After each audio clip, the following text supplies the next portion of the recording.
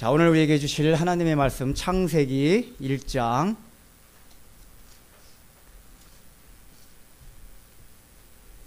20절서부터 23절입니다.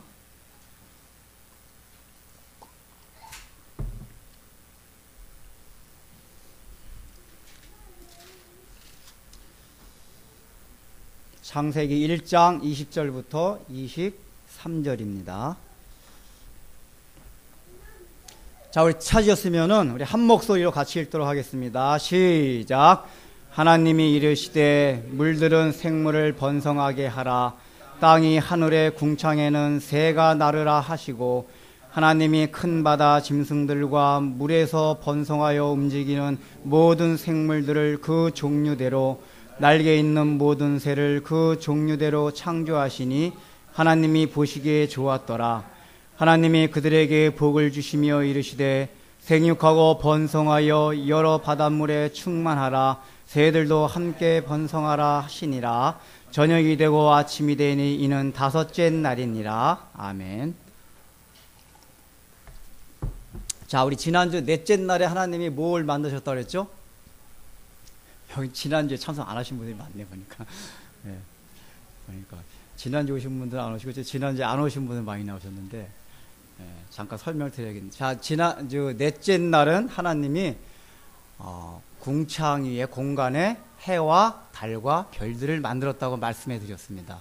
근데 그것은 만들었다는 것은 그 히브리어 원어상 그런 만들었다는 뜻이라기보다는 원래 재료가 지어져 있었는데 그것이 사람이 볼 수 있도록 드러났다, 그런 뜻이 있다고 말씀드렸습니다. 그것이 그래서 실제적으로 물리적으로는 하나님이 실제 넷째 날에 해와 달과 별을 만드신 건지, 아니면은 이미 첫째 날 천지를 지을 때 만드신 것들이 넷째 날에 사람들이 지구에서 볼 수 있도록 그렇게 보이게 했는지는 그 원어상 의미가 두 가지가 다 있다 그랬습니다. 이제 거기서 잠깐 설명드렸습니다.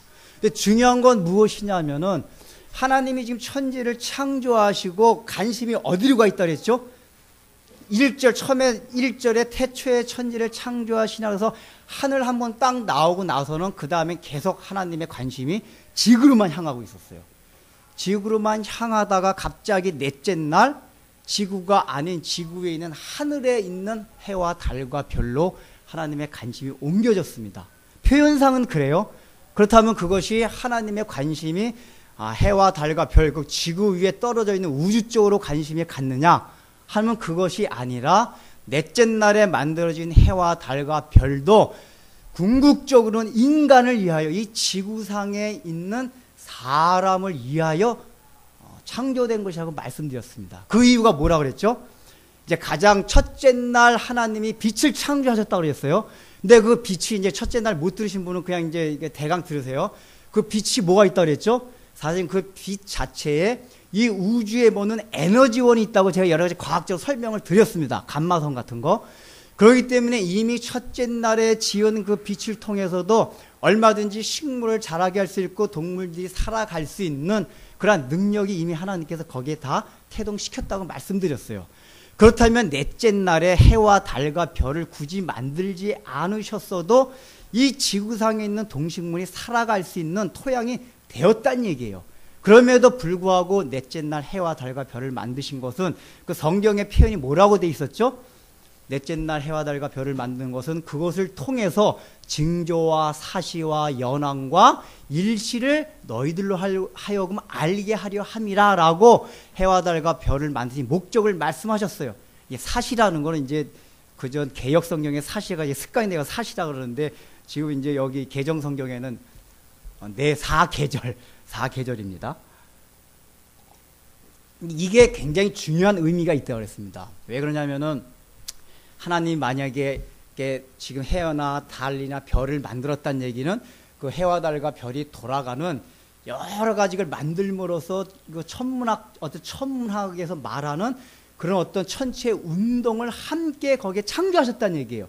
근데 그런 걸 통해서 우리 인간이 알 수 있는 게 뭐라 그랬죠? 지난 시간에 들은 사람은 청년. 뭐라 그랬어요? 안전공이지. 그게 뭐냐면은 그런 걸 통해서 뭐가 있다 그래요, 처음에?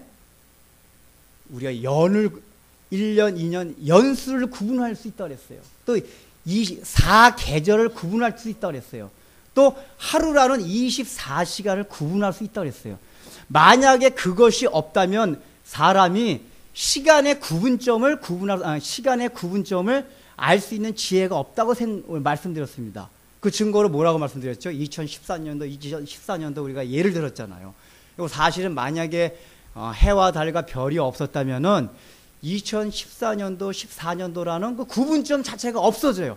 그날이 그날이에요. 이렇게 잘 생각해 봐요. 그날이 그날이에요. 근데 그런 해의 공전, 해가 돌아가고 또 지구가 해의 주위를 돌아가고 지구가 또 하루에 한 번씩 자전을 하고 또 달이 지구를 공전하고 달이 자전하면서 그런 주기가 생긴 거예요. 주기가 생김으로 인해 가지고 사람이 만들어낸 게 뭐라고 했어요? 달력, 율력이란 말이에요. 그 율력을 통해서 사람이 지혜롭게 된 거예요. 인류의 문화유산이 풍성하게 되었어요. 그러니까 결국은 해와 달과 별을 만들었다는 얘기는 하나님이 사람으로 하여금 풍성한 삶을 또 풍성한 문화유산, 문명유산을 주시기 위해서 그걸 주셨다는 얘기예요. 그것이 없었으면 사람들이 그냥 맨날 지나가는 시간 속에서 시간의 흐름이라든가 시간의 구분점을 전혀 의식하지 못하고 살아갈 수밖에 없었어요. 그러나 그런 별과 해와 달이라는 그런 천체가 물리운동을 통해 가지고 사람들은 그걸 연구하고 옛날서부터 그 점성술서부터 시작해 가지고 지금 천문학에 이르기까지 그걸 연구하는 걸 통해 가지고 사람들은 지혜가 생겨난 거예요. 그러면 이걸 통해 가지고 우리 그리스도인들이 생각할 영적 의미를 말씀드렸습니다. 그것이 뭐라고 그랬죠? 시간의 유한성을 항상 생각하라고 그랬어요. 만약에 그런 시간의 구분점이 없다면 사람들은 이 시간이 유한하다, 시간이 화살과 같이 흘러간다, 이런 생각들을 전혀 의식하지 못하고 그냥 살아갔을 거예요. 그러나 그런 해와 달과 별들로 인한 그런 달력, 율력, 역법, 그런 걸로 인한 구분점이 생긴 것으로 인해 가지고 사람들은 시간이 굉장히 빠르구나, 벌써 올 한 해가 지나갔구나, 벌써 올 한 해도 2014년도가 시작했는데 벌써 이제 1월 달에 마지막이 되어 가는구나. 1월, 2월, 3월 이렇게 달을 구분하는 게 있었기 때문에 우리가 한 달이 또 지나가는구나. 야, 내가 연초에 계획하고 결심했던 거 다시 2월 달 구정부터 다시 시작하자. 뭐 이런 식으로 새로 마음을 먹는단 말이에요. 그래서 그런 구분점들을 통해서 우리가 뭐예요? 시간의 흐름에 대해서 시간을 허비하지 아니하려는 그런 마음이 생겨요.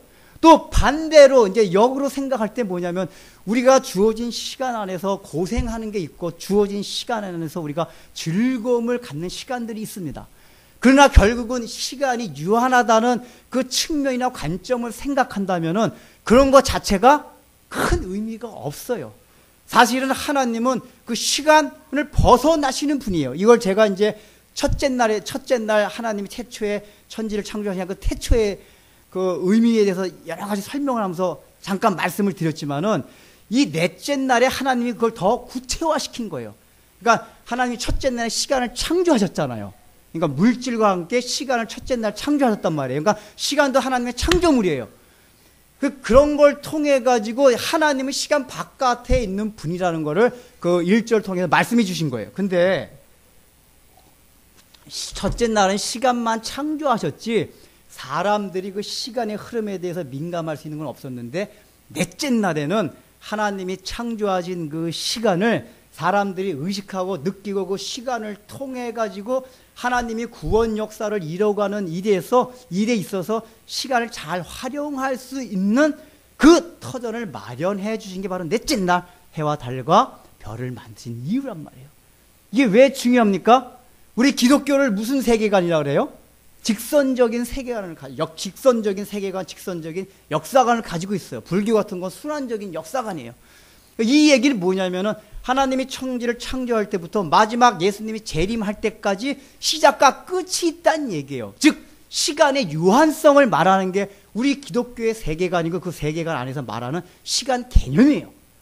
이 얘기는 뭐냐면 우리가 이 땅을 살아가면서 아무리 잘 산다고 해도 그것 때문에 내가 100년 동안 잘 사는 거 이것 때문에 띵가띵가 즐거움만 하지 말고 또 내 주어진 인생 가운데서 그 인생이 얼마나 고되고 힘들다 하더라도 그 인생 자체 때문에 너무 고통스러워하지 말라는 얘기입니다. 왜요? 이 하나님께서 주신 시간들은 넷째 날 해와 달과 별을 주심으로써 우리에게 주어진 시간들이지, 마지막 예수님이 재림하시면 요한계시록에 뭐가 나오냐면 해와 달과 별, 물리적인 해는 다 없어지고 하나님께서 직접 해가 되셔서 천국을 비추신다 그랬어요. 이 얘기는 뭐냐면은 너희가 인생을 살아가면서 주어진 시간들은 예수님이 재림하심으로써 또 너희들이 개인의 종말을 맞이하면서 다 끝난다, 그 얘기예요. 그렇기 때문에 그 유한성과 시간의 제한을 알고 너에게 주어진 시간이 혹시 고통스럽다 하더라도 그것 때문에 괴로워하거나 낭망하지 말라, 그 얘기입니다. 이 시간의 유한성을 우리가 생각하면은 인생을 살아가는 게 너무 그냥 막 급급해지지 않아요. 그리고 이제 계속해서 살펴보겠지만은 하나님께서는 그렇게 시간을 주어진 이유로 이 인생을 통해 가지고 너희들은 이 주어진 시간 안에서 해야 할 일이 있다, 이걸 이제 계속 가르쳐 주세요. 그 주어진 시간에 그것을 해야지만이 그 해와 달과 별의 구분점을 주어서 생긴 그 시간 바깥 영원한 세계, 그 영원한 세계라는 건 시간이 없는 세계입니다. 그 영원한 세계에서 너희가 지금 그 취한 행동과 생각들이 거기서 결정이 된다 하는 것을 우리에게 가르쳐 주는 거예요. 그래서 여러분들 해와 달과 별을 보면 뭘 생각하라고 했어요? 날마다 야, 오늘 하루가 지나갔구나, 한 달이 지나갔구나. 그러면서 하나님께서 나에게 주신 시간, 이 시간 안에 어떤 걸 할 것인가, 그 시간 밖을 벗어나서 해야 할, 시간 밖에 벗어나서 결정될 그것들을 위해서 우리가 주어진 시간 안에 하나님 앞에 최선을 다하는 삶을 살아가야 된다 하는 것을 말씀을 드렸습니다. 이제 지난주에 안 오신 분들 이해되시죠? 그러니까 해와 달과 별들은 우린 광합성 작용을 위해서 줬다고 생각하면 그게 아니에요. 원래 첫째 날 빛이 다 할 수도 있었어요. 그 첫째 날 설교 때 제가 계속 설명 많이 했기 때문에 생략하고 넘어가고, 넷째 날은 그러니까 결국은 태양은 뭐냐면 우리는 어떻게 생각하냐면 태양 생각하면 광합성 작용, 그게 없으면 못 살아간다, 이렇게 생각한 거지만은 그걸 주신 가장 중요한 이유는 인류로 하여금 시간의 개념, 시간의 구분점을 알도록 하시기 위한 게 가장 중요한 이유다. 이걸 여러분이 간략하게 생각하시기 바랍니다. 자, 오늘은 이제 다섯째 날입니다. 오늘 다섯째 날 뭐를 만드셨죠? 다섯째 날 뭐를 만들었습니까? 오늘 읽으셨죠, 아까? 바다에 사는 생물들과, 그러니까 여기 생물이라는 거는 우리가 보통 우리 이제 생물학에서는 식물도 생물이 포함되지만은 여기 생물이라는 건 움직일 동자, 움직이는 그런 사물을 말해요. 그러니까 식물들은 왜냐하면은 셋째 날 만드셨잖아요. 그렇기 때문에 지금 만드신 거는 바로 살아있는 거, 동물들, 그걸 말하는 겁니다. 바다의 생물과 그 다음에 하늘의 생물들을 만드셨어요. 자, 그러면은 이제 넷째 날하고 틀려진 점이 뭐냐면은 넷째 날까지는 하나님 창조하신 게 뭐죠? 다 터전을 말하는 거예요. 터전을. 제가 첫째 날 그 얘기를 드렸죠. 창세기 이제 서론 말씀하면서 하나님이 이 창조를 하실 때 무질서하게 하신 게 아니라 굉장히 체계적으로 질서 있게 창조를 하셨다. 그래서 어항을 예를 들었잖아요. 우리가 금붕어를 살려면 뭐부터 산다 그랬죠? 금붕어부터 삽니까?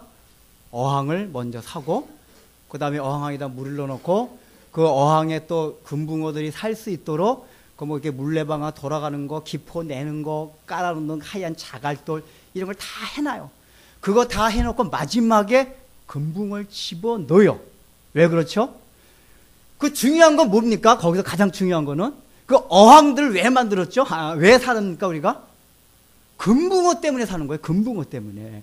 그러니까 사실은 이제 맨 마지막에 만드는 인간이 가장 중요한데, 인간을 만들어 놓기 위해서 사실 지금까지 6일 동안 창조를 계속 하신 거예요. 그런데 더 중요한 건 뭐냐면은 하나님께서는 그 첫째 날, 둘째 날, 셋째 날, 넷째 날 각 만드시면서 그날 보시기에 좋았더라라고 계속 말씀을 하세요. 이 얘기는 뭐냐면은 완성된 작품은 아니지만은 그 순서 장치가 미완성이긴 하지만은 뭐예요? 하나님이 보시기에는 가장 아름다운 곳을 그날 지어졌다, 그 얘기예요. 이게 뭐를 증거한다고 그랬죠, 이게? 여러분, 이게 우리 창세기 이거 하면서 제가 첫 번째 전제를 말씀드렸죠. 이 창세기를 창조하는 과정이 하나님이 뭐를 상징적으로 보여주는 거라고 그랬어요? 그렇죠. 아담 화가 타락한 이후에 재창조될 것을 미리 아시고 창조 과정도 재창조를 설명하기 위한 상징적인 모형으로서 천지를 창조하셨다고 말씀을 해줬어요. 그러니까 천지창조 아무렇게 하는 게 아니라 요한계시록에 나오는 재창조를 위한 그 모형으로서 창조를 하셨단 말이에요. 그래서 그 의미를 늘 염두에 두고 이 창세기 1장을 봐야 돼요. 그런 의미에서 우리가 첫째 날, 둘째 날, 첫째 날은 가장 뭐예요? 지구의 모습이 어떻다고 그랬어요? 혼돈과 공허와 흑암. 혼돈, 공허, 흑암이 있다고 그랬어요. 이 얘기가 뭐래요, 했죠? 아무것도 영적 흑암 상태에서 우리가 구원받는 걸 말한다 그랬죠. 그러니까 이미 아직도 예수를 안 믿은 그 영적인 완전 흑암 상태인데 그 주의를 성령께서 운행하신다 그랬어요. 그 암탉이 자기 알을 품듯이 그 원어상의 의미가 그걸 했잖아요. 암탉이 알을 품듯이 성령께서 그걸 품어 안으시고 굉장히 사랑 어린 눈으로 바라보고 있다고 1장 2절에서 말씀을 드렸어요. 그 1장 2절이 간격설이나 제2중 아담설 같은 걸 말하는 게 아니라고 말씀드렸습니다. 즉 이 얘기가 뭐냐면은 우리의 구원 시작이 흑암과 공허와 혼돈부터 시작한다는 얘기예요. 그러나 하나님 너무 사랑하신다는 얘기예요. 그런데 뭐죠? 중요한 건 뭐냐면은 신앙이 그렇게부터 시작해가지고 첫째 날, 둘째 날, 셋째 날 계속 그날은 미완성이에요. 미완성임에도 불구하고 보시기에 좋았더라 말씀하신 건 뭐냐면 우리가 신앙생활 시작한 이후에 아직까지 우리의 삶 가운데 하나님의 형상을 닮아가는 하나님 원래 목적하신 재창조의 궁극적인 목적이 있습니다. 그게 뭐냐면 나중에 말씀드리겠지만은 하나님의 형상을 회복시키는 거예요. 이제 창세기 이제 1장 26절 27절 보면은 하나님이 처음에 사람을 하나님의 형상대로 만들었더라라고 성경에 표현합니다. 재창조 사역은 뭐냐? 아담 하와가 잃어버린 그 하나님의 형상을 궁극적으로 하나님의 형상대로 회복시킨 거예요. 그걸 위해서 첫째 날, 둘째 날, 셋째 날에서 여섯째 날까지 쫙 과정을 가는데 우리도 예수를 믿고 나면은 처음부터 완전하게 7일째 되는 거 완전하게 되는 게 아니라 서서히 점진적으로 하나님의 형상을 닮아간다 그렇단 말이에요. 그렇기 때문에 완전히 하나님의 형상이 되지 않는다 해도 거기서 뭐예요? 그 사람을 비판하거나 비방하지 말고 그 사람 자체대로 그 상태에서 보고 아름답다고 생각하라 그 얘기예요. 일단 그 사람이 그 상황 속에서는 하나님 보기 아직 그 등급 하나님이 생각할 때 다 신앙적인 이게 등급이 있어요. 과정이 있단 말이에요. 그 과정 안에서는 아름다운 거예요. 근데 오늘 이제 다섯째 날, 그 넷째 날은 그 등급 중에서 뭐라고 그랬어요? 그죠? 설명 잘 됐나? 여러분, 넷째 날에 가장 중요한 우리 구원 서정 가운데 중요한 게 뭐가 있다고 그랬죠? 구원받은 자가 해야 할 일? 해와 달과 설명을 했잖아요. 그 달이 밤이지. 원래는 첫째 날은 밤엔 아무것도 깜깜했는데 넷째 날부터 밤에 뭐가 있다고 그랬어요? 작은 광명으로 인해 가지고 깜깜하지만 그 나름대로 아름다움이 있다고 그랬어요. 이게 뭐라고 했어요? 우리를 통해 태양의 빛을 받아서 반사하는 우리들을 통해 가지고 세상에 빛을 비추는 삶을 우리가 살아가야 된다. 그게 넷째 날, 즉 우리가 신앙 과정에 있어서 네 번째로 업그레이드 될 부분이라고 말씀을 드렸어요. 그럼 오늘 다섯째 날 뭐냐? 지금 넷째 날까지 뭐냐면 다 뭐예요? 지금 움직이는 생물이 아니라 다 뭐예요? 고정된 거예요. 땅과 바다, 하늘, 해, 달, 별 이런 건 고정되고 생물, 자기 의지를 가지고 자율적으로 움직이는 것들이 아니에요. 근데 다섯째 날부터, 그러니까 오늘부터는 뭐냐면 이제 움직이는 생물을 하나님 만드셨어요. 이 얘기가 뭐냐면은 신앙에서 아주 중요한 부분이다. 이 하나님이 움직이지 않는 부분들, 넷째 날까지 만든 움직이지 않는 그 부분들은 결국 아까 뭐를 위해서 있다고 그랬어요? 나중에 움직여지는 것들을 위해서 만들어 놓은 거예요. 지금까지 넷째 날까지 만들어 놓은 궁극적으로 인간을 위한 거지만은 또 이제 넷째 날까지 만들어 놓은 하늘, 땅, 물 이런 것들은 다 뭐예요? 거기 안에 들어갈 모든 동식물들이 잘 살아갈 수 있도록 만들어 놓은 거란 말이에요. 그 자체가 견고해야 돼요. 견고해야지만이 이 생물들이 살아갈 수가 있어요.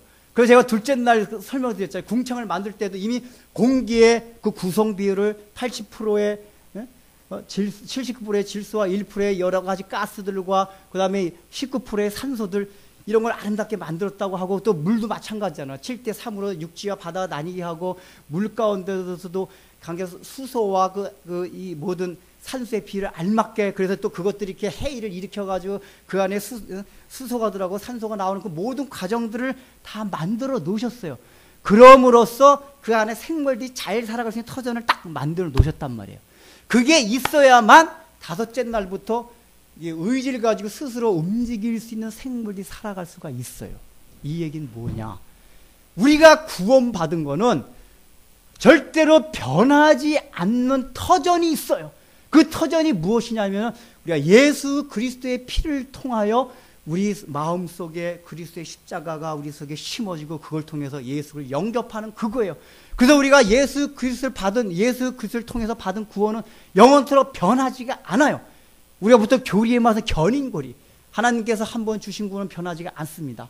그러니까 하나님이 우리의 구원을 위해서 어떤 걸 역사하실 때 딱 변하지 않도록 완전히 고정시켜서 만들어 놓은 것들이 넷째 날까지 과정에 다 있는 거예요. 그 과정을 통해서 우리가 구원을 받아요. 그런 것을 빛을 받아요.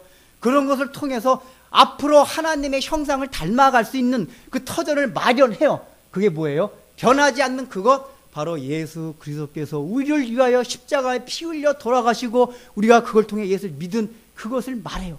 이건 절대 변하지 않습니다. 어떤 우리의 삶이나 우리의 행동과 상관없이 우리를 향하는 그 하나님의 사랑은 고정적이에요. 근데 중요한 건 뭐냐? 하나님 이것 때문에 천지를 창조하셨습니까? 아니에요. 궁지로 천지 창조하신 건 마지막에 움직이는 것들 위해서 이걸 만들어 놓은 거란 말이에요. 이 얘기는 뭐냐? 구원은 궁극적으로는 우리가 스스로 움직여 가지고 마지막에 하나님의 형상을 닮아가는 그것을 위해서 우리에게 구원을 베푸셨다. 예수님께서 피 흘려 돌아가셨다. 그 얘기예요. 즉 우리에게 변할 수 없는 구원 자체가, 그 자체가 중요한 게 아니라 뭐예요? 그 자체 안에 들어갈 생물들이 더 중요하다. 그 얘기예요. 이제 지금 다섯째 날 생물들이 움직입니다. 움직이는데 그건 뭐냐? 하나님의 뜻에 의해 가지고 결국은 하나님이 다 이 생물들이 살아갈 수 있도록 하나님이 간섭하시고 조종하세요. 그러나 중요한 건 뭐냐면은 이 생물들의 특징은 식물이나 이렇게 하늘 땅과 틀리게 스스로 움직여요. 본능에 따라 움직이고 사람 생각에 따라 움직입니다. 이 얘기는 뭡니까? 하나님이 그 다음부터 생물에 주어진 건 뭐냐면은 우리가 한번 구원받으면 우리의 자율 의지를 가지고 스스로 움직일 수 있는 그런 형태를 만들어 줬다는 얘기예요. 그래서 여러분들이 이제 교리를 배우실 때 그걸 배울 거예요. 지금 어떤 청년이 카톡에 맨날 물어보는데, 김성수 목사님 설교를 들으면서 이제 성화에 대한 걸 자꾸 물어봐요. 이제 여러분 김성수 목사님 설교 참 좋은 설교입니다. 그분 아주 좋은 분이세요. 근데 이제 이분 설교 한참 듣다 보면은 그분은 그 의도가 아닌데 혼동이 될 수가 있어요. 이제 카톡에도 문의해서 제가 이제 얘기를 해주는 건데, 그분은 이제 성화를 뭐냐면 성화 자체도 우리의 인간의 의지와 노력으로 되는 것이 아니라 십자가의 은혜로 된다는 걸 말씀해 줘요. 근데 이제 그분은 어떤 의도와 전제에서 그걸 말하는 거냐면, 오늘날 우리가 한국교회에서 보면은 우리는 이제 신앙생활 잘하는 걸 뭘 생각하냐면 교회 안에서 뭐 주일성도 잘하고 11조 잘하고 봉사 잘하고, 그러니까 이런 거 어떤 종교적인 행위를 잘하면 신앙생활 잘하는 거로 자꾸만 생각을 해요. 그런 한국교회 풍토 위에서 그걸 염두에 두고 여러분들이 맨날 신앙생활 할 때 뭐 나는 11조 잘 내고 헌금 그냥 많이 내고 그냥 주일성도 잘하고 열심히 봉사하고 그렇게 해가지고 하나님 앞에 상급을 받고 하나님 앞에 도달하라고 생각하지만은 그게 아니다. 이걸 말해주려고 하는 거예요. 기독교는 처음부터 끝까지 십자가의 은혜다. 이걸 얘기해 주는 건데, 이제 그 청년이 이제 질문이 그거예요. 그렇게 하다 보면 어떤 마음이 드냐면은, 그러면은 우리 인간이 의지를 가지고 노력을 가지고 죄와 싸우고 이런 문제들은 어떻게 되냐 그 얘기예요. 근데 성경이 말하는 건 로마서에 읽어보면은 사도 바울이 로마서뿐만 아니라 사도 바울서시 이제 계속 말하고 있는 것은 무엇이냐면은 죄와 싸우되 피 흘리기까지 싸우라는 거예요. 피 흘리기까지. 그러면 이걸 생각하면 제가 그 중고등학교 때 그때 고민 많이 했어요. 그래서 막 피 흘리기까지 막 죄와 싸웠어요. 누구 한번 미워하면 그날 밤에 산에 와서 하나님 누구 미워했는데 어떡합니까? 그 다음날 또 내가 또 미워해요. 싸우고. 근데 제가 어느 날 무슨 마음이 드냐면은, 가만히, 내가 지금 이게 신앙생활 하는 게, 예술 믿는 거냐, 절간에 다니는 거냐, 이런 의문이 들어요. 이게 무슨 얘기냐면, 여러분들, 불교에서 수행하는 사람들은 자기 의지와 노력을 가지고 계속해서 어떤 걸 자기를 막 수행하려고 합니다.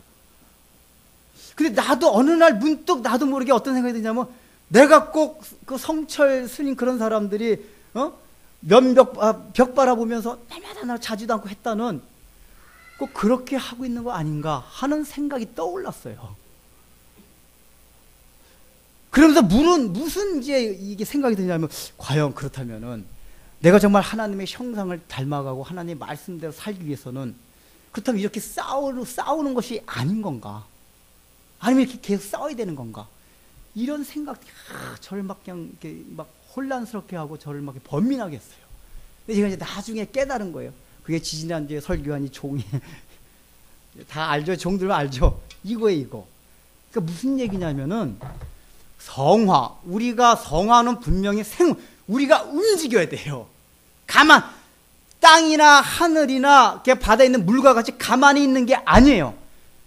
물고기나 그 다음에 땅에 기어다니는 움직이는 포유류나 기어다니는 짐승이나 사람들과 같이 움직여야 돼요, 스스로. 근데 중요한 건 뭐냐면 하나님이 움직이는 동물도 다 보호하시고 간섭하시고 인도한다고 성경이 표현되어 있어요. 이 얘기는 뭡니까?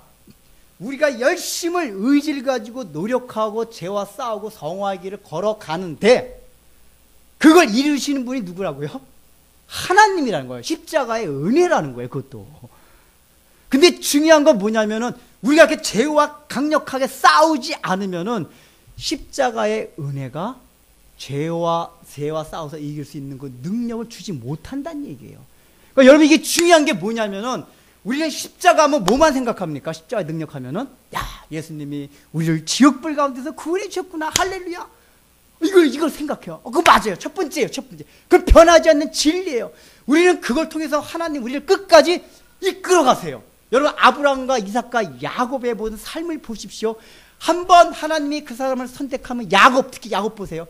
야곱이 지렁이 같은 사람이라고 성경에 표현되어 있습니다. 이 얘기가 뭐예요? 야곱이 교활하고 간사하고 인간적으로는 굉장히 쉽게 말하면 나쁜 놈이에요, 나쁜 놈. 근데 하나님이 그 사람을 나중에 이스라엘로 되기까지 이끌어 가셨어요. 이 얘기 뭐예요? 한번 구원받은 사람 하나님이 변하지 않는다, 그 얘기예요. 근데 그 야곱의 삶 가운데 그 사람이 이스라엘이 되기까지는 수없이 야곱이 죄와 싸우며 자기의 삶에 하나님께서 주어지는 그 삶에 주어진 고통과 상황과 싸우면서 그 자리까지 간 거예요. 그 야곱의 인생이 얼마나 고통스러운 삶이었는지 몰라요. 왜 고통스러운지 아세요? 야곱이 너무 지렁이 같았기 때문이에요. 하나님 그 지렁이 같은 그 있는 거 마음을 딱 빼내는 과정 속에서 고통스러운 거예요. 그 야곱의 인생이 오늘날 신약의 성도들이 날마다 우리 인생 가운데서 죄와 싸우는 그 과정을 그려놓은 거예요, 사실은. 그러니까 이 얘기가 뭐냐면은 그 십자가의 능력은, 십자가의 피는 우리를 죄의 정죄함으로부터 구원했을 뿐만 아니라 죄와 싸워서, 죄의 세력과 싸워서 이길 수 있는 능력까지 주셨다, 그 얘기예요. 이게. 근데 우리 오늘날 우리 그리스도인이 그걸 두 번째 거 후자는 광가고 첫 번째 것만 생각해요. 나 구원받았네, 너 구원받았네, 할렐루야. 이것만 생각한단 말이에요. 근데 그게 아니란 말이에요. 후자. 궁극적인 건 후자에 있어. 하나님 원래 우리를 구원하신 목적은 후자. 하나님의 형상을 회복하는 거기에 하나님 우리를 지으신 목적이 있어요. 또 창조의 목적도 있고 우리를 구원하신 목적이 거기에 있는 거란 말이에요. 그걸 생각해야 돼요. 그러기 위해서는 뭐예요? 우리 스스로 걸어다니고 뛰어다니고 해야 돼요. 그 얘기가 뭐죠? 죄와 싸우고 하나님의 형상을 닮아가기 위한 몸부림침이 있어야 돼요. 그럴 때 여러분들 뭘 느낀지 아세요? 십자가의 은혜가 다가옵니다. 제가 앞으로 이제 회심에 대한 설교를 좀 기초적인 거 하고 계속 하려고 그러는데, 이 십자가의 은혜, 여러분들이 이제 구원에 처음에 예수를 믿을 때 어떤 과정을 통해서 예수님 믿게 되는지 잘 모르겠습니다. 근데 중요한 건 뭐냐면, 바울과 같이 극적으로 믿은 사람도 있고 디모데와 같이 점진적으로 믿은 사람도 있지만은, 중요한 건 뭐냐면 구원받은 사람 그 십자가 은혜에 일어난 감격이 있어야 돼요. 야, 정말 예수님이 나 때문에 피 흘려 돌아가셨구나. 그 감사와 감격, 이거는 모태신앙이나 모태신앙이 아닌 도중에 믿은 사람이야 다 있어야 돼요. 근데 여러분 솔직히 얘기해 봅시다. 그런 마음들이 있어요, 없어요? 제가 깜짝깜짝 놀라는 건 오늘날 글이 쓰는 가운데 그런 마음들이 많지가 않아요, 의외로. 그 왜 그런지 아세요? 그 십자가의 은혜를 처음 예수 믿을 때는 정말 예수님이 나 때문에 피 흘려 돌아가셨구나 하는 감격이 있는데, 그걸 자꾸만 잊어가요. 왜 잊어가는지 아세요? 왜 잊어가는지 아세요? 그게 죄와 싸우되 피 흘리기까지 싸우는 과정이 없어서 그래요. 우리는 신앙생활 하면서 주로 뭐만 생각하냐면 그저 하나님이 이 땅 살아가는데 어려울 때 나 도와주시고, 그저 나 이 험난한 세상에서 너무 힘든데 위로해 주시고, 주일날 오면 무슨 마음을 먹죠? 우리는 일주일 동안 살아가는 게 너무 힘들었는데 목사님 설교 통해서 나 한번 위로해 주세요, 소망을 주세요. 주로 이렇게 생각을 한단 말이에요. 물론 성경에는 하나님의 그런 위로하심과 소망을 주신 것도 있어요. 근데 성경 전체를 살펴보면은 뭐가 있어야 되냐면은, 우리가 일주일 동안은 뭐냐면 영적 전투장에 나가는 거예요. 죄와 싸우는 거예요. 그래서 출애굽기에 보면은 이스라엘 민족을 여호와의 군대라고 표현해요. 이스라엘 민족을 여호와의 군대라. 왜 군대라고 표현? 야, 이스라엘 사람들 오합지졸들이에요. 근데 이 여호와의 군대라고 표현하는 것은, 내가 너희는 바로 저 아말렉 족속이나 모든 이방 족속 싸우기에 택한 민족이다, 그 얘기예요. 즉 이 얘기는 뭐냐? 영적으로 우리는 죄와 싸우기 위해서 선택받은 사람들, 이 얘기예요. 우리가 구원 받았으면 날마다 그때부터 뭐 영적 전투장에서 군사로 부름받은 자라는 생각을 가져야 된다, 그 얘기예요. 근데 여러분 그렇습니까? 근데 중요한 건 뭐냐면은, 제가 이제 그걸 경험했는데 나중에 깨달은 거예요. 그 중고등학교 때 이거 뭐 성철순이 그런 거 아니냐 막 이렇게 생각했는데, 나중에 뭘 깨달았냐면, 저는 특히 그 산상수훈, 이거 막 지켜보려고 무지하게 노력했어요. 막 왼뺨 떼면 오른뺨 들이대고, 겉옷을 달라면 속옷까지 내어주고, 오리를 가면 심리까지 가고, 원수를 사랑하고. 야, 근데 그게 너무 힘들어요. 안 돼요. 산에 가서 막 때를 쓰고, 하나님 이거 왜 안 됩니까? 해도 안 돼요. 근데 내가 그렇게 하면서 어느 날 기도하는 가운데 무슨 십자가의 은혜가 막 엄습하는 거예요. 봐라 응준아, 너 그 죄와 싸우기는 거 얼마나 힘든 건지 아냐? 그 내가 이 산상수훈은 하나님이 요구하시는, 그래도 인류 가운데 있는 하나님의 율법, 도덕법 중에서 가장 하나님의 원래 형상에 가까운 것들을 표현한 게 산상수훈들이에요, 원래. 그러니까 인간의 의지가 지금 지킬 수가 없는 것들이에요. 그래서 너 그걸 지킬 수 없지 않냐? 너 스스로 노력하고 힘을 들이고 애썼는데도 안 되지 않냐? 그래서 내가 너 때문에 그 유대 땅에서 피 흘려 죽었다, 이 말씀이 들리는 거예요. 제가 그때 그 하나님의 그 음성을 들으면서 얼마나 막 십자가 은혜에 대한 감격이, 저는 이제 모태신앙이기 때문에 바울 사도가 같이 처음 예수를 만나가지고 막 그런 감격은 없었어요. 다만 그냥 신앙생활 때 막 뜨거운, 막 중학교 때 막 어디 사경에 참석해가지고 막 뜨거움은 있었지만은, 십자가의 은혜가 정말 나를 하여금 막 완전히 사로잡아가지고 그걸 경험하지 못했었어요. 근데 내가 오히려 죄와 싸우는 그 과정을 나중에 겪고 나니까 십자가의 은혜가 밀려드는 거예요. 야, 이래서 예수님이 날 위해 십자가에 못 박혀 돌아가셨구나. 그리고 나중에 생각이 드는 게, 만약에 내가 죄와 이렇게 막 그냥 막 처절하게 싸우지 않았더라면은 그런 마음이 안 들었을 거예요. 왜요? 가난한 마음이 안 되어서 그래요. 여러분 심령이 가난한 자는 복이 있나니 천국이 저희들의 것이라고 예수님 말씀해 주셨어요. 심령이 가난하다는 게 뭔지 아십니까? 그 가난은 헬라어로 절대 가난을 말해요. 이게 비교해서 조금 가난한 게 아니라 나는 정말 살아갈 수가 없는 인생입니다 하는 고백을 하는 게 절대 가난이에요. 즉 절대 가난이란 심령이 있어야지만이 복음이 복음으로 들려요. 오늘날에 왜 우리가 개혁주의 강조하고 청교도를 강조하는지 아세요? 오늘날에 우리는 전도를 하면은 봐봐, 예수 믿어봐, 너무 좋아.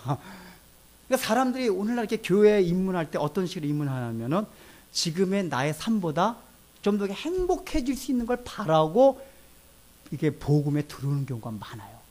근데 이렇게 되면 어떤 문제점이 생기냐면은 이렇게 살아가다 보니까 내가 예수 믿기 전보다 표면적으로 이렇게 불행하게 보이는 것이 분명히 나타날 때가 있어요. 그렇게 되면 어떤 생각이 드냐면, 야, 이건 내가 예수 믿었는데 불구하고 왜 이런 일이 일어나는가? 근데 두 번째는 복음을 그런 식으로 받아들이게 되면은 십자가 은혜에 대한 체험 없이 기독교에 입문을 해요. 그러니까 십자가 체험 없이 기독교에 입문한다는 얘기 뭐냐면은 사람의 마음은 근본적 종교성이 다 있어요. 무신론조차도 깊이 들어가보면 막연히 하나님이 살아계시다 이런 걸 다 생각을 해요. 왜요? 이 하나님 주신 일방계시, 태와 달과 별과 다 보면은 야, 하나님이 살아 안 계실 수가 없다 이런 마음이 든단 말이에요. 그래서 그런 종교성을 통해서 기독교의 하나님을 믿게 돼요. 근데 여러분 중요한 건 뭐냐면은 그렇게 신앙생활 하는 건 거듭난 게 아니에요. 그냥 종교로 기독교를 받아들인 것 뿐이에요. 거듭난다는 건 뭐냐면은 자기가 절대적으로 가난해져가지고 그 가난해져서 야, 나는 복음이 없으면 도저히 살아갈 수가 없다 하는 그 가운데서 십자가의 복음이 딱 왔을 때 그게 딱 받아들이는 거예요. 근데 가난한 심령 안 된 사람들한테 이 복음을 던져줘도 별로 그걸 감사한 걸 못 느껴요. 십자가의 복음이 복음으로 안 들려요. 뭐 예수님이 우리 위해서 십자가에 못 박혀 돌아가셨대. 그걸로 끝나요. 근데 여러분 죄와 싸우면은 야, 내가 이거 내가 죄와 싸우다 죄와 지금 막 지옥 가는데 이거 어떡하나. 근데 막 그 죄와 싸우다 그런 막 마음이 들다가 그래서 너 때문에 내가 죽었다. 십자가의 은혜로 구원받는다. 이 사실이요. 엄청난 복음으로 들려와요. 루터가 그렇고 웨슬리가 그런 거 아니에요. 루터가 어떤 사람입니까? 네? 그 어거스틴 수도에 들어가가지고 그 얼마나 하나님 앞에 고행하듯이 그런 삶을 살아갔는지 몰라요. 근데 루터가 나중에 깨달은 게 뭐냐. 그렇게 하면 할수록 내 내면 깊은 심령 가운데 있는 죄악은 끊어지지 않는다는 걸 발견했어요. 그때 로마서 서문을 읽는 가운데 그 복음의 빛이 의인은 믿음으로 말미암아 살리라. 그 전에도 그 구절을 읽었어요. 의인은 믿음으로 말미암아 살리라. 근데 그게 자기에게 아무렇게 다가오지 않았어요. 근데 자기가 그 수도원에서 죄와 싸우고 그런 가운데서 가난한 심령이 되는 거예요. 야, 이거 어떡하냐. 나는 도저히 할 수 없다. 그렇게 가난한 심령이 됐을 때 이 복음의 빛이 딱 비쳤을 때 이거 나하고 딱 붙잡은 거란 말이에요. 그래서 거기서 이신층의 교리가 이게 개신교와 태동된 거란 말이에요. 웨슬리도 마찬가지예요. 웨슬리도 구대 때 목사지만 태어나가지고 경건하게 살았어요. 살았음에도 불구하고 그런 확신이 없었는데 그가 모라비안 교도 집회 가가지고 이 로마서 강의를 듣는 가운데 그런 빛을 받았어요. 여기서 중요한 거 뭐냐. 이제 여러분들 다섯째 날 생물들 만들기 시작하셨습니다. 움직이셔야 돼요. 뭘 위해서 움직여요? 하나님이 여기 지금 보면은 하나님이 이걸 만들어 놓고 번성하고 번영하고 뭐라고 표현되어 있습니까? 읽어보세요. 이거. 표현이 뭐라고 되어 있죠? 제가 자꾸 제가 헷갈리는 게 그 전에 저를 개역 성경으로 이게 성경을 외웠어가지고 이제 개정 성경이 자꾸 헷갈려요. 이게 개정 성경 해가지고 생육하고 번성하고 또 나오잖아요. 자, 이게 쭉 나와요. 여러분이 다섯째 날에 보면은 뭔가 동적인 느낌, 이게 시각적으로 한번 표현해요. 시각적으로 한번 생각해봐요. 넷째 날까지 이게 정적이에요. 뭔가 이게 정적인데 이 다섯째 날부터는 이제부터 뭔가 막 움직이는 느낌이 들어요. 움직이는 느낌이 동적이에요. 생육하고 막 번성하라. 막 가득 채워. 내가 준 이 세계, 이 어항 안에 가득 채우라 그래. 가득 채워라. 생육 번성하라. 이게 나중에 여섯째 날 모든 동물들한테 하는 이 말씀을 하십니다. 그래 막 활발하게 움직이고 생육하고 번성하라. 이 일에 하나님 명령을 내리세요. 이게 명령이에요. 그러니까 그렇게 되는 게 아니라 그렇게 되라. 명령을 하세요. 명령. 뭐예요? 움직여야 돼요. 움직여야 돼요. 그렇게 하심으로써 하나님 나중에 보시기에 좋았더라라고 표현을 해요. 그러니까 다섯째 날에 와서는 이 하늘의 조류들과 바다에 있는 모든 생물들이 활발하게 움직이면서 생육하고 번성해야지만이 하나님의 보시기에 좋은 거예요. 근데 만약에 다섯째 날에 만들어 온 생물들이 움직이지 않고 가만히 제자리에 앉아있고 이렇다면은 할 수가 있습니까? 없습니까? 여러분 생각해 보세요. 지금 바다에 있는 생물 같은 거는 이제 체외 수정을 하잖아요. 체외 수정을 하는데 움직이지 않으면 체외 수정을 할 수가 있습니까? 없습니까? 없어요. 여러분 연어 같은 것도 먼 바다까지 나갔다가 다시 원래 태어난 그 강까지 올라가 가지고 자기 알을 다 낳아요. 수만 킬을 움직였다 다시 가요. 근데 그것들이 움직이지 않고 제자리에 있다면은 전혀 생육하고 번성하는 하나님께서 명령하신 그 축복을 이룰 수가 없다는 얘기예요. 이 얘기 뭐냐? 우리가 구원받은 우리가 이제 어느 정도 신앙이 됐으면은 넷째 날까지 움직이지 않을 수가 있어요. 처음 구원받으면 아직 성화 그런 거 몰라요. 그래, 난 구원받은 거로 좋아. 이렇게 할 수 있어요. 그러나 여러분 다섯째 날까지 와야 돼요. 이제는 움직여야 돼요. 움직여서 하나님이 명령하신 생육하고 번성하라는 그게 마지막에 뭐예요?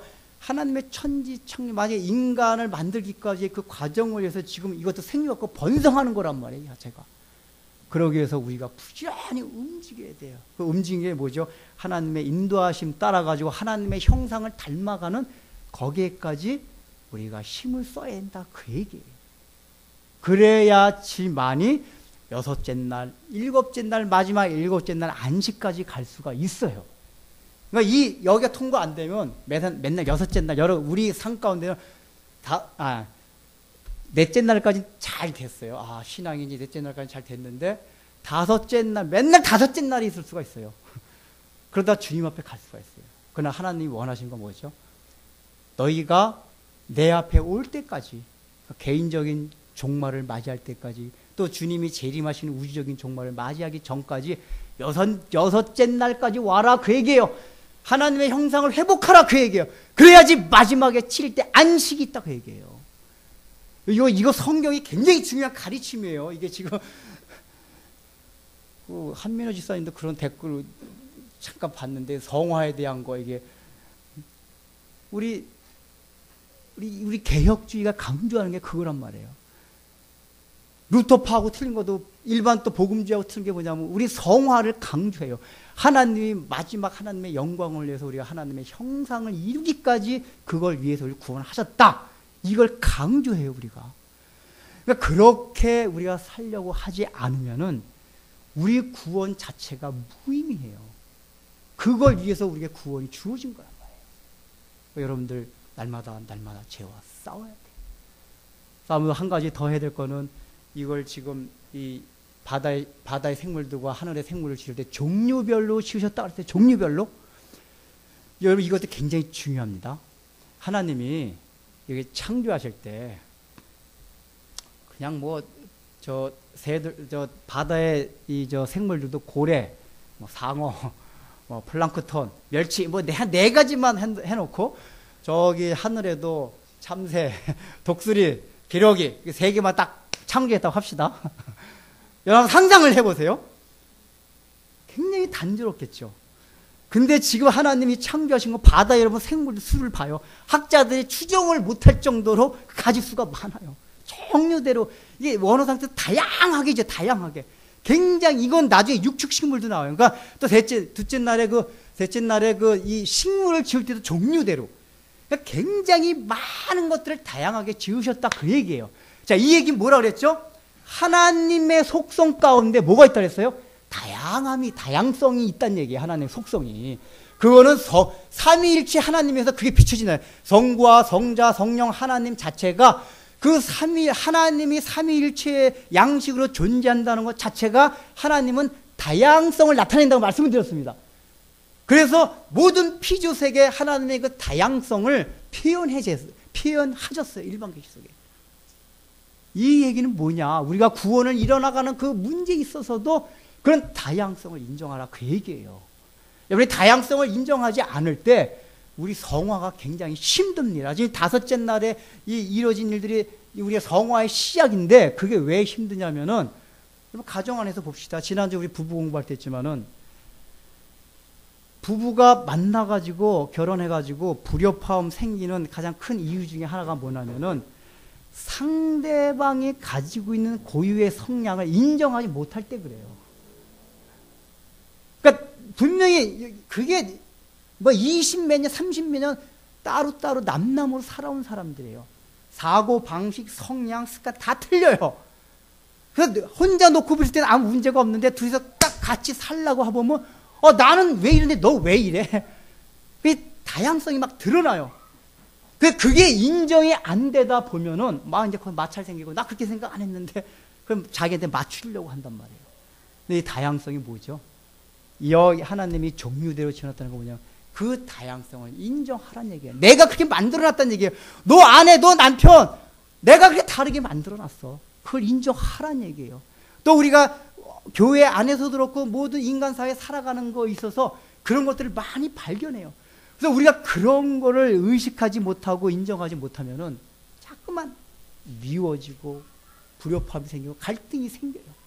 인정하라는 얘기예요. 종류대로 지으셨더라. 다양해. 참 하나님이 지으신 세계, 그래서 아름다워요. 다양한 것들로 인해서 여러분 이 지구가 얼마나 아름답습니까? 별들도 봐요.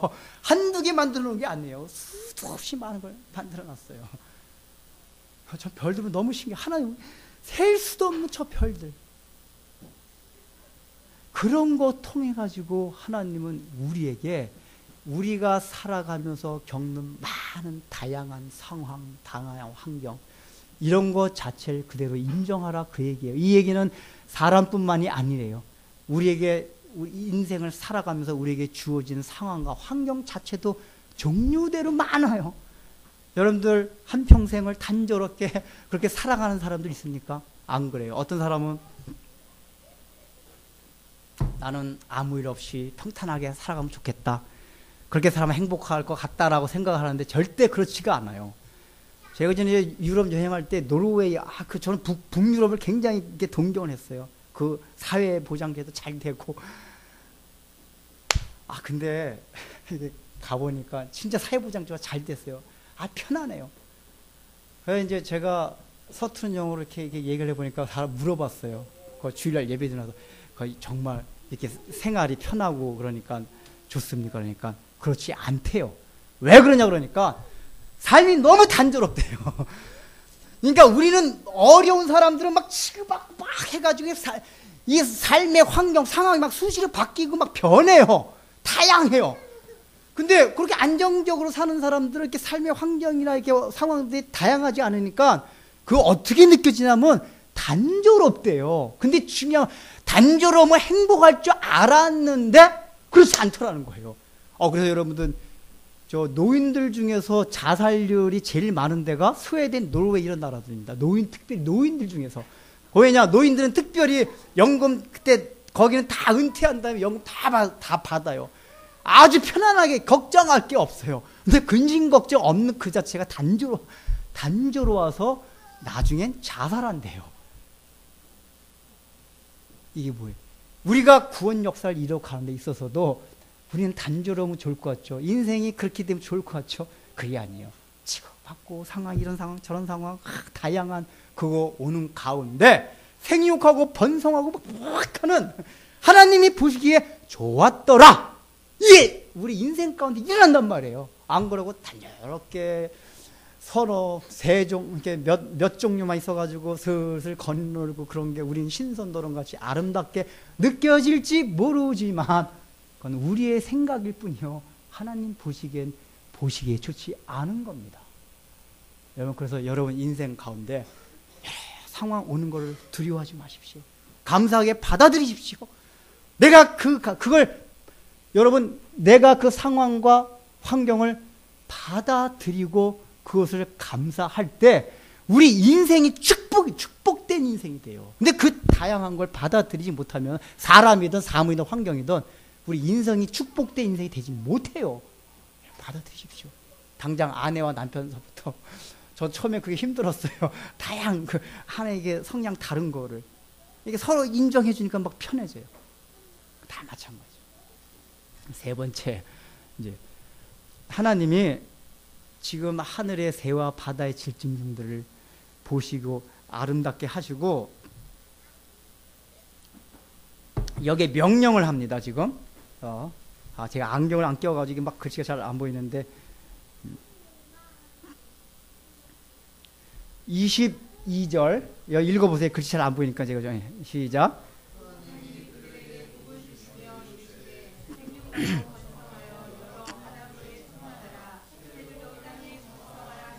자, 중요한 게 뭐냐면 바다 지금 요 앞절에 보면은 바닷물에 충만하라 그래놓고 물아 너희들은 바다 생물이 살 수 있도록 해라. 그 다음에 하늘아 너희는 그 하늘에 날아다니는 새들이 살 수 있도록 하라라고 명령을 내려요. 원어에 보면은 하늘한테 명령을 내리고 물한테 명령을 내려요. 지금 하나님의 표현을 보면은 이 얘기는 뭐냐면 이 하나님이 이 명령을 내리실 때 하늘의 모든 성분, 그 다음에 물의 모든 성분들이 그 거기에 살아가는 새들이나 물속에 살아가는 물고기들이 잘 살아갈 수 있는 모든 걸 다 만들어 놓으셨다는 얘기예요, 이게. 예. 이 얘기 뭐냐면은 지금 사람 아직 만들지도 않았어요. 그러면서 그 자체가 그러면서 거기서 너희들이 생육하고 번성하는 축복을 받을 거라고 하나님 말씀하시는데 이걸 통해 우리가 뭘 생각해야 되느냐? 아직 여섯째 날 우리는 사람 만들지도 않았어요. 사람을 위해서 그것도 만든 거예요. 그럼에도 불구하고 이들이 생육하고 번성하라는 얘기는 하나님이 뭐예요? 다 이들도 주관하시고 있다는 얘기예요. 그래서 예수님 말씀하셨잖아요. 너의 머리카락도 다 세운 바 되고 참새 한 마리도 하나님의 허락이 없으면 떨어지지 아니한다고 말씀을 하셨어요. 예수님 그 말씀하시면서 말씀하시죠. 제가 자주 하는 말씀. 하물며 너희일까 보냐. 이 믿음이 적은 자들아 라고 얘기를 해요. 그러니까 여러분들이 바다의 생물과 공중에 나는 새들을 보면 예수님 왜 새들을 보면서 말씀했겠습니까? 새들은 포유류보다 더 미등한 동물이에요. 그럼에도 불구하고 하나님의 관심을 가지고 참새 한 마리도 하나님의 관심을 늘 가지고 그게 하나님의 허락이 없으면 떨어지지 아니한다를 가르쳐 주심으로 인해서 너희들아 너희는 참새 정도도 아니다. 저 하늘의 새와 바다의 그 물고기 정도가 아니다. 포유류 정도도 아니다. 그거보다 더 고등한 포유류 정도도 아니고 하나님의 형상으로 만든 나의 형상물이다. 그런데 너희들을 내가 보호하고 인도하지 않을까 보냐. 이 믿음이 적은 자다라 라고 하나님 말씀하시는 거예요. 그게 뭐예요? 우리가 인생을 살아가면서 근심하고 걱정하지 말란 얘기예요. 지금 창세기 1장에서 계속 제가 얘기해 주는 거 있죠. 이게 1차 독자가 누구라고 쓰신 자가? 광야에 있던 이스라엘 백성들이 창세기의 1차 수신자였었어요. 그때 상황이 어떠다 그랬죠? 광야에서 막 고생하고 있었어요. 도대체 하나님 왜 애굽에서 잘 사는 애굽에서 우리 이끌어내가지고 이 개고생을 시키냐? 이렇게 하나님이 원망하고 그러고 있을 때요. 그때 하나님이 모세를 통해서 창세기를 주어진 거예요. 그래서 이스라엘 백성들 이걸 보면서 그들에게 이스라엘의 정체성을 주는 거예요. 너희들은 봐라. 이 새들을 봐라. 물고기 봐라. 하물며 너희일까 보냐. 나의 택한 자들아. 걱정하지 마라. 저 아말렉 족속이 온다고 홍해가 다가온다고 물이 없다고 음식이 없다고 걱정하지 마라. 내가 다 책임져 주고 가나안까지 이끌고 가겠다라고 얘기를 하는 거예요. 근데 왜 그런 믿음이 없느냐 그 얘기입니다. 여러분 그 하나님을 믿으십니까? 정말 믿으세요? 아멘이요. 그 하나님을 믿어야 돼요. 그 하나님을 믿으면은 우리가 삶에 살아가면서 근본적인 근심 걱정을 안 하게 됐어요. 하는 건 뭐죠? 생명하고 번성하기 위한 그거, 죄와 싸우는 거, 이것만 하면 돼요. 이것만 하면은 나머지는 하나님께서 다 책임져 주시고, 먹여 주시고, 입혀 주시고, 또 우리를 채워 주시고 다 이끌어 가세요. 그게 하나님의 약속이에요. 우리가 탐욕을 부리니까 근심 걱정을 하는 거예요. 이 은혜가 우리한테 있어야 됩니다. 그래서 우리 이제 오늘 다섯째 날 통해서는 하나님 이제부터 우리로 하여금 뭐예요? 움직이도록 하시는 그 명령을 주셨다는 얘기예요. 그 명령을 준행할 때에 하나님이 우리에게 주신 축복이 우리의 인생과 삶 가운데 충만해질 것입니다. 여러분 날마다 죄와 싸우십시오. 싸우다 보면 나머지는 다 채워져요. 그래서 여러분 사도 바울이 뭐라고 말했습니까? 이 복음은 모든 믿는 자에게 능력을 주신 구원을 주신 하나님의 능력이라고 말을 했어요. 이 십자가의 복음은 이 구원을 주신다고 할 때 그게 전인적인 구원이에요. 전인적인 구원. 우리가 영적으로부터 구원받았을 뿐만 아니라 이 땅에 살아가면서 필요한 모든 것을 공급해 주신 그 은혜입니다. 우리가 흔히 얘기하듯이 뭐 부자 되고 그 차원이 아니라 우리는 하나님의 형상을 위해서 회복을 위해서 부름받은 자들이기 때문에 그 목적만 이루어 가면 된다는, 그 목적만 이루어 가면 나머지 것은 다 뭐예요? 채워주신다. 그 얘기예요. 걱정하지 않아도. 그의 예수님이 하신 말씀이 뭐죠? 그의 나라와 그의 의를 구하라. 그러면 그 나머지 것, 이방인들이 구하는 그 나머지 것은 다 너의 그냥 덤으로 주시리라 라고 예수님께서 말씀하신 겁니다. 이런 은혜가 있길 바랍니다. 기도하겠습니다. 사랑하는 주님, 이제 주님께서는 다섯째 날을 통해서 우리가 이제 구원받은 이후에 하나님의 형상을 회복하기 위해서 우리가 움직여야 될 부분에 대해서 말씀하고 계십니다. 그저 구원받았다는 것으로 감사하고 가만히 있는 것이 아니라 이제 이렇게 하나님께서 세워주신 그 결정적인 구원, 움직이지 않는 그 구원의 바탕 위에 터전 위에서 하나님의 형상을 회복하기 위하여 하나님이 주시는 모든 복들이 우리 삶 가운데 충만하기 위하여 부지런히 그 하나님의 형상 회복을 위하여 움직이는 우리들이 될 수 있도록 축복하여 주옵소서. 예수님의 이름으로 기도드립니다. 아멘.